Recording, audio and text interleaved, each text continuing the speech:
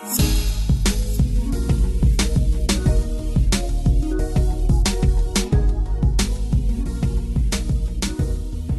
up, everyone? You're listening to the Grepcast from TSP LLC, bringing you a weekly look into the world of technology and technology-adjacent ephemera. My name is Adam Fisk, and today we are joined by Kelly Ford. Hello. And Michael O. Hello. All right. Kicking off our episode this week, we will be yet another technology-related podcast talking about all the stuff from Apple at their, starting from their conference at WWDC this year. But we will not enter the discourse about $1,000 monitor stands or cheese graters returning or any of that garbage. Love the We're cheese just going to grater. talk about OAuth because that is some scintillating radio. Oh, yes. What is OAuth for those of us that may not know?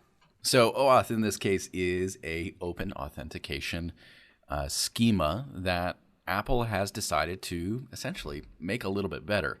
A lot of this detail is coming from an article written by Russell Brandom for The Verge with the headline, Apple's new sign-in button is built for a post-Cambridge Analytica world. This was something that really goes back to our discussions about how Apple is evolving even more. So we talked in the past about how Apple has gone from a hardware company to a software company to a services company. And now, especially with some of the other things that they announced at WWDC, it almost feels like they are now evolving to a privacy company.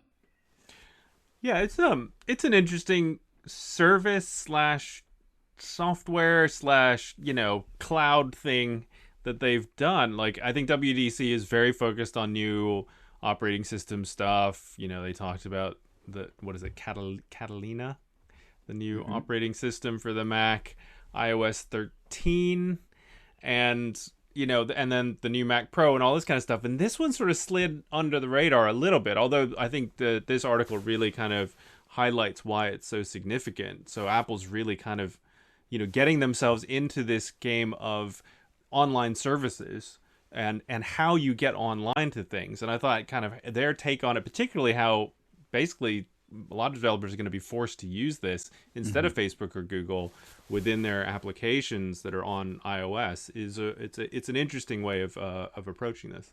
And it was interesting to see the difference between what they aren't doing now and what, meaning Google, Facebook, and what's happening now with Apple, so that intermediary step. So instead of sending along the email address, they're doing a relay.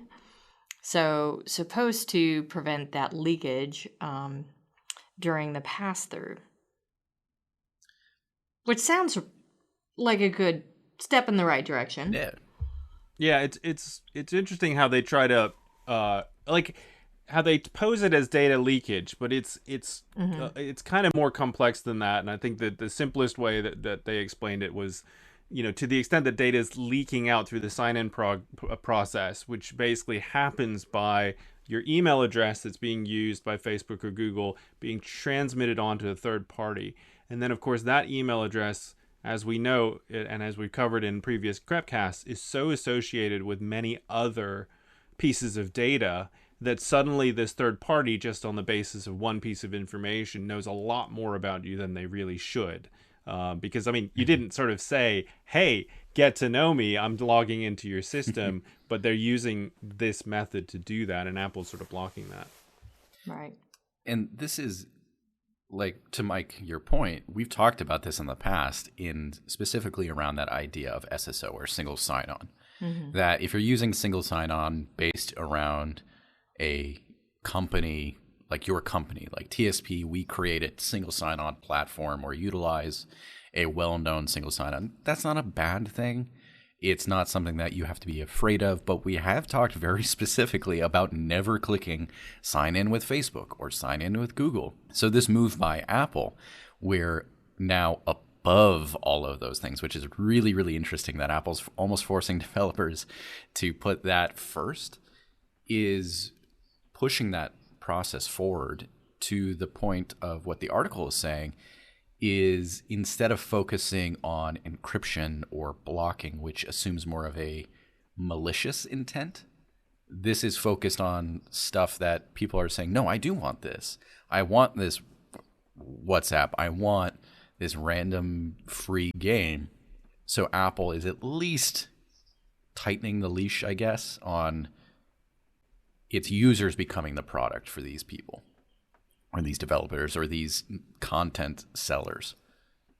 And it sounds like from this article, too, that they're really putting a lot of the focus back on privacy. And I don't know if this was a direct quote, but I'm quoting from the article, platforms are expected to monitor and control all the ways partners could be abusing their privileges, which will mean re-architecting how many of those partnerships work. And so we've talked in the past as well about the ethical obligations of a lot of these apps and these companies. So in reading this, correct, it may not be the ultimate step, but it sounds like it is going in the right direction. Mm-hmm. At least by putting that back on the apps. And if this becomes a norm with Apple, such as Face ID became the norm for a lot of apps as well, perhaps it will have more priority in the future for other apps and other developers, which I think is a good thing. Yeah. Small step. Yeah. I mean, it'll be interesting to see, because on one hand, it's just another login, but it'd be interesting to see how Apple can extend this. So will they be able to tie this, Apple login with Face ID, for instance? So then you go to WhatsApp and then you can sort of log in with your face. I mean, a lot of apps are doing that now, banking apps, particularly with fingerprint and biometrics with Face ID. But, we're not necessarily doing it with sort of WhatsApp and other apps that, are more sort of general services. Which is, on another hand, kind of terrifying. Right. That we are essentially inventing an ecosystem where all someone has to do is point your phone at your face and then they have access to absolutely everything. Right. Which I got out of my reading rut, and a lot of the books I'm reading right now, that's a bad thing. That is not great. Well, yeah, and the fingerprint stuff, I mean, that must be like, crime fiction, like, gold, right? I mean, the idea that you can, like, get access to somebody's bank account by taking their phone and, maybe they're asleep. Maybe you can fabricate their fingerprint from any of a number of different ways that people have talked about doing it. But I guess for me, and trying to distill it down to the listeners and sort of how does this matter, right? I mean, from a security standpoint, we've always said use something like 1Password or LastPass, where for every particular login, you're using a separate login and password. And that is by far the most secure, but it's less convenient. And so maybe, so is our advice saying, well, look, if you don't want to go to that kind of level of paranoid security, well, at least Apple's probably going to be better with managing that information and the privacy aspect of it. So use them first and still don't use Facebook and Google. Is that going to be our advice, or is it still like, let's wait for some more information? Well, it seems like at this point, I mean, definitely don't use Facebook. Right. Yeah. Number one, don't do it. At the very least, unhook all your apps from Right. Facebook. Don't use Facebook login. I think we could say that with a lot of certainty. Yeah, certainty, right? yeah. Okay. Continue, Adam. I was just going to say it's a step.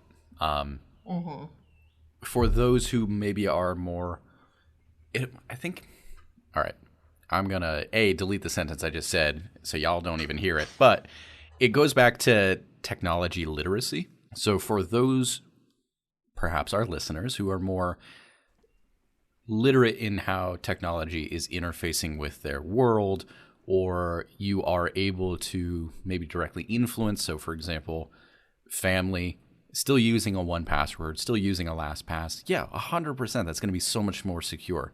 But for those who aren't that comfortable, or say, you know what, the ease is really what I'm looking for, at least for now, I say, yeah, give it a shot.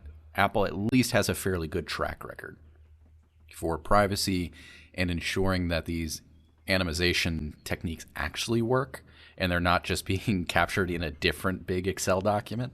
So I'm not mad about this. I think it's going to be really good for the wide majority of people and how they're interfacing with these, again, free apps. I download a photo app because I want to play with whatever. I don't want to create a password. I don't want to create an account. Maybe that like sign in with Apple ID is going to be the next best scenario. Yeah. Right. I mean, I'm quite optimistic on this too. So let's see what happens. You know, it's definitely the lesser of the big announcements that has been covered from WWDC, but it's probably one of the ones that we'll see a lot more of, particularly as iOS 13 comes out. Going back to the Cambridge Analytica bent, the last paragraph of this article, if you skim the article, at least read the last bit, because I'll quote from this: the single sign-on won't stop the next Cambridge Analytica. Addressing the true problem means changing the way apps interact with the data on your phone and changing the way personal info moves between third parties online. So yeah, like this is a drop in the bucket, but it is a step in the right direction.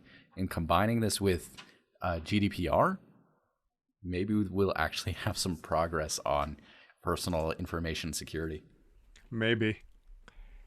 So use Apple, move to Europe. Yeah.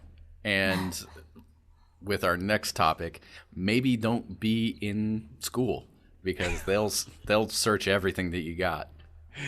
Yeah, this was bonkers, right? And bonkers. Part of me knew that this technology existed. So it's an article from Education Week entitled "Schools Deploying Massive Digital for Surveillance Systems," but it's not quite what you imagined.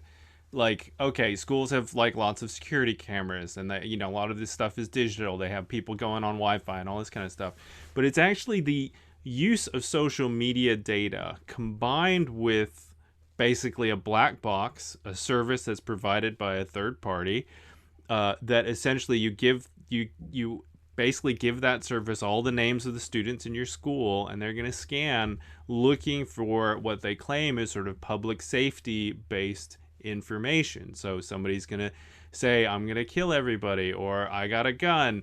You know, those types of things will trigger alerts that this service will sort of forward on to the appropriate authorities at schools.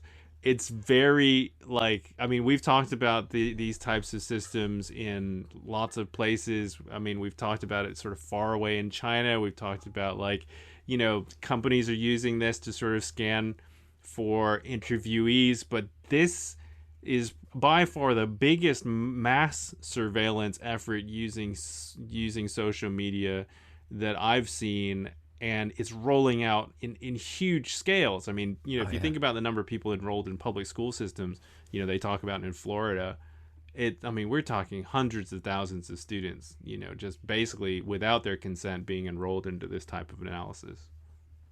Yeah, this made my blood boil. It's just, it's bonkers. Because it's also, in many ways, it feels predatory to me in terms of these companies, because they are, for the most part, feeding into a lot of fears about school shootings and that sort of thing. But they say, oh no, it's about suicide and self-harm, which definitely there needs to be some action on that part. But when it comes to how they're invading these students' privacy and potentially parents, if that apparently that kid hooks up a device from home into the network, scanning things. So it's all just, I don't know, it just feels really predatory to me in terms of these companies feeding on fears, selling these products to not very tech savvy, for the most part, school systems, and saying, hey, we can do this, and not really understanding, the school districts not really understanding what's at stake in terms of privacy and people's lives. And then you get into the subjectivity of this, which we talk about a lot when it comes to these monitoring systems. It's just, I'm glad that the ACLU is getting involved in this. And the thing that made my blood boil the most is the Gaggle CEO, who he's one of these, it's one of the monitoring softwares. He said, quote, "Privacy went out the window in the last 5 years. We're a part of that for the good of society, for protecting kids." Like, that is just the whole V for Handmaid's Vendetta. Tale, Right. under his eye shit that Yeah. just starts all of this. And it's kind of, it feels very police state. Oh, 100%. This article was a roller coaster for me. I will say this article does a really, really good job describing this. And Yeah. in the beginning, it goes through a situation that did happen in this specific school district, the Brazosport Independent School District specifically, utilizing a software or company called Social Sentinel. The really interesting that started my initial shock and hatred was that this is a service that monitors public posts from all users, including adults, on Facebook, Twitter, and other social media platforms. So it is just scanning everything. So wicked, super like surveillance state in the nth degree, the kind of conspiracy theory level stuff that is actually happening. But it goes on, this article talks about high profile tragedies, type things where a person or a student who made a threat was actually caught beforehand, which, okay, now we're back up to me being like, maybe this is kind of cool. But then we dump all the way back down with this ding dong from Gaggle. But Yes. I think the culmination in this article is referencing a book called The Age of Surveillance Capitalism, Yes. written by Shoshana Zuboff, which it just crystallized this. I didn't realize when I was reading the article that they kept on jumping companies. So we start with, what was it? Social Sentinel. And then it goes to Securely, and then it goes to Gaggle. These are all just, it's that next version of the Industrial Revolution. It's all data. It's the, quote, "the ability to translate people's online behavior into digital data that can be used to make predictions about what they'll do next, be it because of things that we don't want to happen, which is violence, it is the bad shit, to what they'll do next in terms of, hey, this person wants to probably buy a car soon, so I'm going to start flooding their inbox with coupons." Well, and it's also things like they go through, I mean, so much of the thwarting violence is anecdotal. There aren't, according to them, you know, even these CEOs, there aren't hard stats on this, but a lot of what they're catching is, and again, it goes into the funny things of like, one email or something that was flagged was my credit score shooting up. Right. So shooting, you know, and so, you know, I was joking that, you know, I hope we don't have any kind of professional monitoring, because I, like, on a weekly basis, I say I want to murder someone because they don't update their calendar. So, you know, Yeah. I mean, if it goes from, you know, Mike to a higher level, my God, I just put me in jail now. Just make sure I get my 3 square. But it also, I mean, they sell this based on the high profile violence, correct? Yeah. And then, but they say, again, it's like suicide and self-harm. But with all of these scenarios, if people are going to do something or talk about something, they're going to find a different way. They'll find a way. So this is If not they know they're being monitored, solving they're not going to anything. say. Exactly. Right.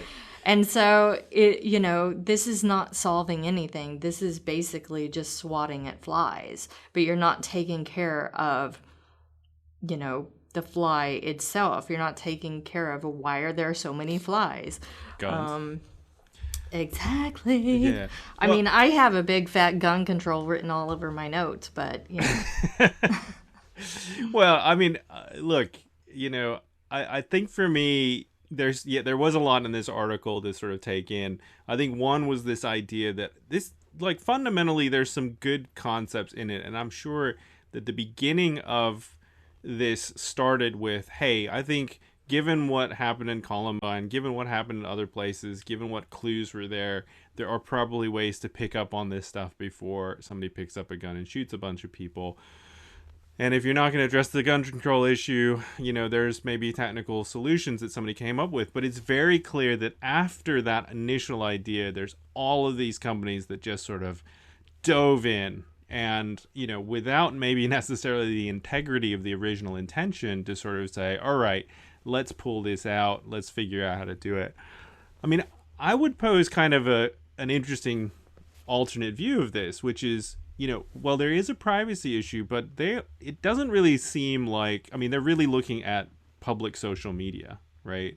And so you can sort of argue, well, look, if somebody's putting something out on Twitter, on Facebook, on all these public platforms, it's open season, right? Mm-hmm. It's not really privacy per se, but clearly these companies are trying to dig even further. Like peeling open devices and all that kind of stuff. But, right.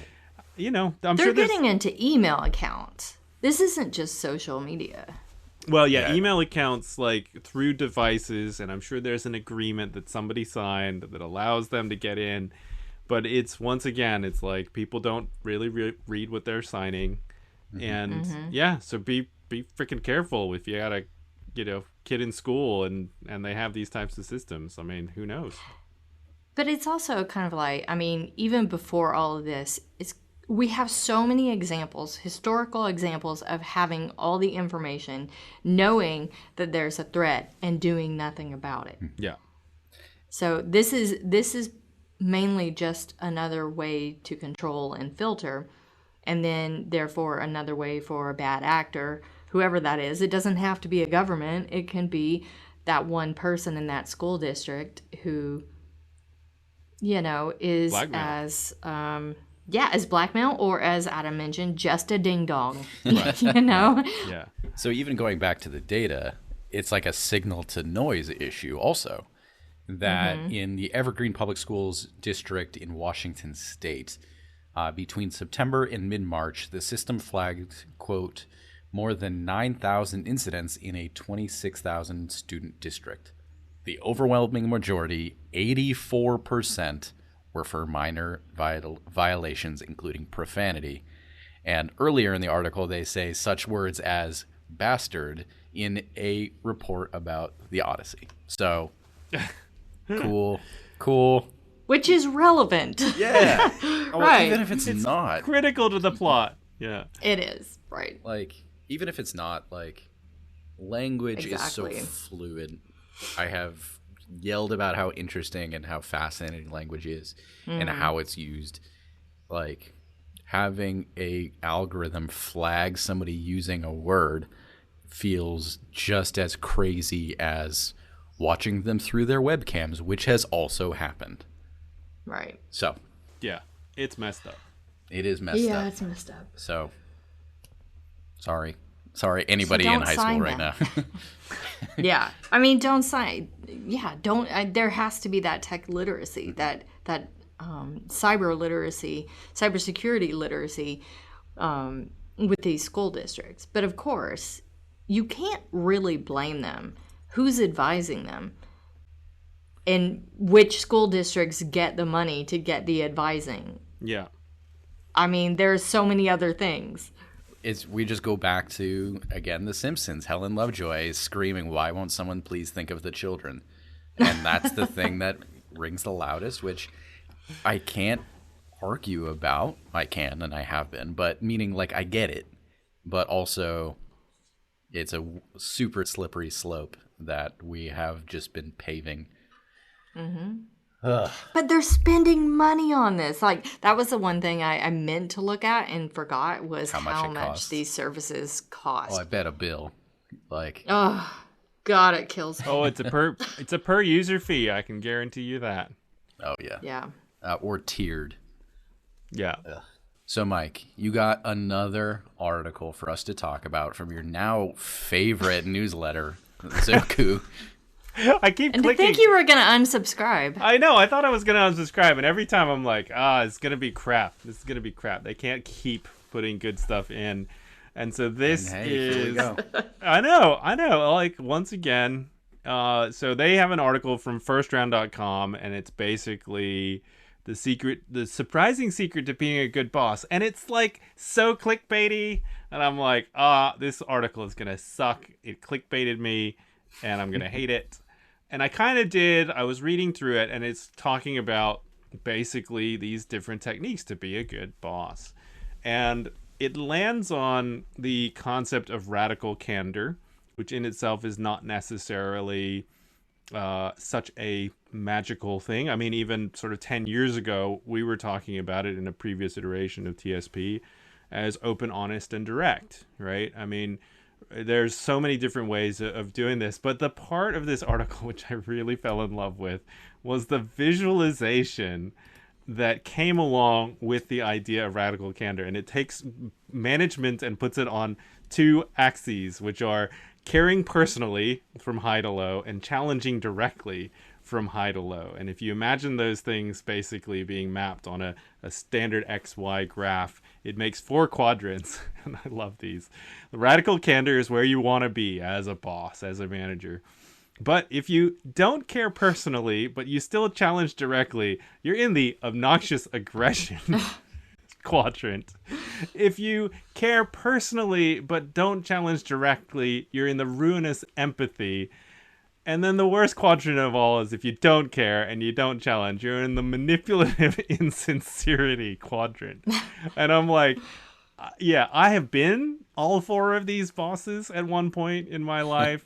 I probably have had people in my life as sort of boss figures, authority figures who have done these as well, or managed other people that I care about, in very similar ways. So it was really, well, I would call it an uplifting article because I laughed out loud. So Mike did give the more, I guess, PC sanitized version, but from the article and the person who created this, what made me pay attention was the vertical axis is, quote, what I call the give a damn axis, and the horizontal axis is what Scott calls the, quote, willing to piss people off axis. Mm-hmm. So it's, to me, that clicked a little bit more than the other descriptors.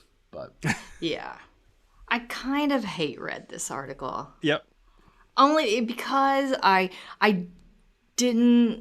don't think the example she gives with Sheryl Sandberg is a great example. Because so the context being she has a presentation and Sheryl Sandberg's in the room, and afterwards she thinks that the author thinks she's done a really great job in this presentation, and Cheryl's trying to tell her, actually, you could reduce the amount of times you say and this woman apparently didn't get it, which is one of my first issues. How could you not get that? When someone says, stop saying so much when you're talking, that to me is pretty clear. But the fact that Sheryl Sandberg then had to really drive it home with some radical candor being, you sound stupid when you say One, telling someone that they sound stupid is not empathetic. To me, that's radical, just though. That's radical. That's garbage feedback. But also, why I don't understand why that would need to be driven home, other than she needed to come up with a story. And I know that Sheryl Sandberg blurbed her book, so perhaps she just needed this to happen. But it turned me off immediately because it reminds me so much of companies I've worked in where it's been like, oh yeah, one of our company goals is open and courageous communication. Right. It is, and it says the second best thing. So if you can't offer radical candor, the second best thing you can do is be an asshole. And once again, another reason why this article is actually crap. So I was entertained by the article, but ultimately, like you, Kelly, well, yeah. I don't prescribe to the fundamental of it, because I think the one thing it doesn't take into consideration, and this is something that we work on at TSP very, very much, is the personality of the person that you're managing. Right. And some people can accept radical candor, and some people that's the way to get to them if they're being obtuse about something in particular. And I would say in general, it may be a good idea to basically be open and honest and direct to people. But in many other cases and many other personalities and many other situations, it totally backfires, as does being an asshole. And so, yeah, I mean, these sort of like, here's the secret to being a boss. Guess what? There isn't one. It's about understanding what the other person is about. It's about understanding what they need to hear at the time to do the right thing. And that is really difficult. And I think it has to be, as you mentioned, very personalized to the person. And it's really, I think the thing too is I always put my hand up when it comes to business books and management books, because it's really just a repackaging of things we already kind of know, right? Direct and timely feedback and be kind. Really, those are the 3 starting points. And so, I don't know, I kind of hate the language that we used. And I think the places I've worked where I've had great managers it is that trust, it is kindness, and it is knowing when you're doing a good job. And she said here herself, like, she had to fire someone when she wasn't being a radical candor manager. She had fired someone and he was completely blindsided by this because she'd never given him feedback on his performance. And I'm like, well, I mean, direct and timely and kindness. Yeah. This article, for me, more just reminded me of an article. I forget what it was in. It was called The Feedback Fallacy, written by Marcus Buckingham and Ashley Goodall. We may have talked about it in here. I don't remember. It sounds familiar. But it's a Harvard Business Review article, So it was a really interesting article. I took some things out of it that were helpful for me in managing people, but I think it just goes back down to the one point that in my case, I gave a shit about was feedback sucks. Nobody likes it. Nobody likes to get it. Right. Guidance, though, is awesome. Though one thing I did take personal affront to is guidance and feedback are completely different things. And in this article, it's almost just saying, oh, we call it guidance, but it's essentially feedback because nobody likes exactly. it. Yeah. She just repackaged it. But so me, like, guidance is really important. I do try to be more of a show than tell, as much as I can. So I don't know. The graph was interesting. I kind of agreed with some of the things, but it's all implementation. That I don't want somebody to read this, and in the same way that not every single person can be a manager, there's just some people that they just can't do it. And that's totally fine. Amen. But to me, this is somebody who is like straight up old school, like management styles that it's like, oh, it's okay for me to be an asshole because you know what? Right. It works at Google. Which also just had a massive amount of people walk out because of mismanagement and mistreatment to employees. So, grain of salt, I guess. Yeah. And also, she advised Twitter, and not to dunk on her, but seriously, do a better job advising Twitter about cyberbullying and threats. Well, Twitter is now looking into some research about if having those things on the platform is a good thing. So, all right, so Zoku, you're on the fence. The newsletter gave us a little bit of entertainment, but ultimately the content was slightly flawed this time. Yeah. It's okay, though. It gave us a discussion. Yes, which is what these things, which I think that's what Twitter's trying to do, is like, oh, it's a healthy discussion. The difference is healthy versus just toxic. Yeah. Right. Yes, exactly. And it's a good hotel. And the other good news is I don't receive it. So we're going all through Mike. It's in his inbox. He's able to get rid of the chaff for us. That's right. So I will say, though, one thing I really loved about in this article, because it's always good in feedback to find the good and the bad, right? Yep. Or areas for improvement, project debriefs every time. Like, what did we do well? What can we improve? Same thing here. I did like that she mentioned putting the oxygen mask on yourself, because that's something I refer to all the time with everyone. Like, you've got to put it on first before you can help others. And it's all about self-care. 18 seconds. I like that. That's how long it takes for the airplane to lose pressure and you to lose consciousness. which is the reason that they ask you to put it on yourself first. Because as soon as you fumble around with somebody else, you're pretty much knocked out. You're both knocked out. Yeah. Yeah. You have I did not 18 know seconds to understand giving great guidance before you are knocked out by your employee. Makes sense. Right. Makes sense. Yeah, exactly. Interesting Excellent. fact about the 18 seconds is no matter how hard consciously you try to deal with that situation, hold your breath or all that kind of stuff, it just, like, the oxygen just emanates from your body in 18 seconds, so, like, without any control. So I think people think that in that scenario that you'll be able to, like, kind of keep alive for long enough, but it's sort of like basic physiology. Read that in a doctor's book one time. That's fascinating. Or the Highlights magazine in the doctor's office. I'm not sure whichever one it was. Highlights. It's also perfect. good material. Yep. On that note, on our highlight, that is the time that we have this week on the Grepcast. Thank you again for listening to us bloviate and make terrible jokes and puns. But we will be back at it again next week. In the meantime, check us out. Next week, we have special guest. We do have a guest. Yeah, so Ben Pender-Cudlip, co-director of Dawnland, amazing film about, well, a very heavy topic, but still the sort of the, well, he'll explain it next week. But he is a TSP alum, used to work here many, many years ago. But he's got a great origin story about Dawnland and the movie that has to do with TSP. I won't ruin it, but listen in for next week. And no doubt you can find more information on that over on our website, tsp.me. And then also check out our Smart Spaces site, tsp.space. And I will always keep on plugging Instagram, TSP LLC. In terms of plugs, what do we got this week, Kelly?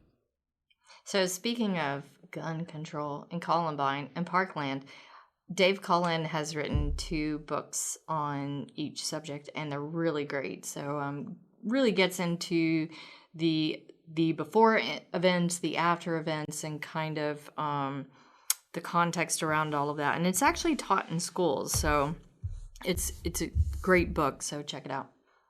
And Mike? So I'll shift gears, but maybe relate it to the zombie apocalypse when we actually will need guns. Mm-hmm. I have a blog post from a random company in the UK, but it's my weekend project, How to Power Your Garden Shed Off-Grid in 3 Steps. So that is my Father's Day project this week. Is well, I've ordered a bunch of stuff from Amazon. You're welcome, Jeff. And we'll see if we can put it together. So next week I'll either be in complete darkness or blazing light, depending on whether or not the sun's been out. So break the grid. I feel it. We're here for it. Yes. But in the meantime, until we talk to you again, stay cool. Bye. See ya.